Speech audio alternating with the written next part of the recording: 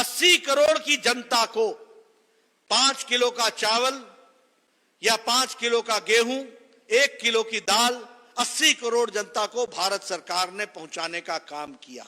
और मैं सर्बानंद सोनोवाल जी को बधाई देता हूं कि उन्होंने असम की तरफ से 5 किलो और दे करके उन गरीबों की सेवा की। इसके लिए भी मैं बधाई देना चाहता हूं। 8 करोड़ 70 लाख किसानों के खाते में अप्रैल महीने में 2000 रुपए उनके खातों में पहुंचाया गया। यह भी हमको ध्यान में रखना चाहिए। हमारे विधवा बहनें, माताएं, हमारे वृद्ध पेंशन वाले, हमारे जो स्पेशली एबल्ड दिव्यांग बंधु थे, उनके भी खातों में 1,000 रुपए पहुंचाने का काम मोदी जी की सरकार ने किया। और इसके साथ साथ असम में सर्बानंद सोनोवाल जी ने भी इनको अपने तरफ से आर्थिक मदद पहुंचाई। इस बात को हमको ध्यान में रखना चाहिए।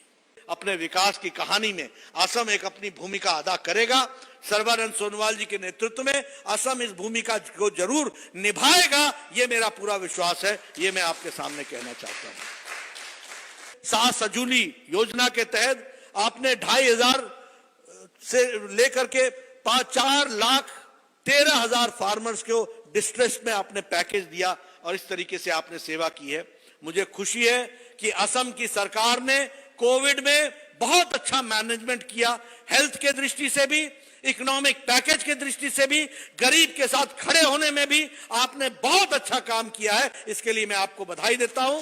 सर्बानंद सोनोवाल जी के टीम को बधाई देता हूं, उनके मंत्रियों को बधाई देता हूं और पार्टी को भी साथ ही साथ बधाई देता हूं, जिन्होंने कंधे से कंधा मिलाकर के सेवा कार्य में कोई कमी नहीं छोड़ी। इस बात के लिए भी मैं आपको बधाई देता हूं।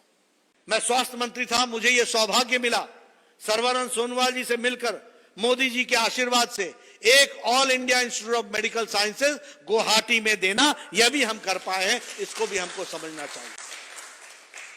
मित्रों, बहुत से काम हम लोगों ने किए हैं आपके यहां, चाहे फिर वो भूपेन हजारिका सेतु हो, फिर चाहे वो बोगी बील ब्रिज हो, फिर चाहे वो सराय घाट का ब्रह्मपुत्र पर दूसरा बनने वाला ब्रिज हो, फिर चाहे वो आसाम गैस क्रैकर प्रोजेक्ट हो, चाहे Lumding Silchar metre gauge red line हो, ये सारे काम अभी पूरी ताकत के साथ हो रहे हैं। उसी तरीके से एयरपोर्ट बोरजार में न्यू टर्मिनल का बनना, इंडियन एग्रीकल्चरल रिसर्च इंस्टीट्यूट का खुलना, इसी तरीके से नुमालीगढ़ रिफाइनरी में नए 3 टाइम्स उसकी प्रोजेक्ट को बढ़ा देना, बायो रिफाइनरी वहां पर उस प्रोजेक्ट को लिए अलग से पैसे की व्यवस्था करना, 729 kilometre long Barauni Guwahati natural gas line, इस पर काम करना।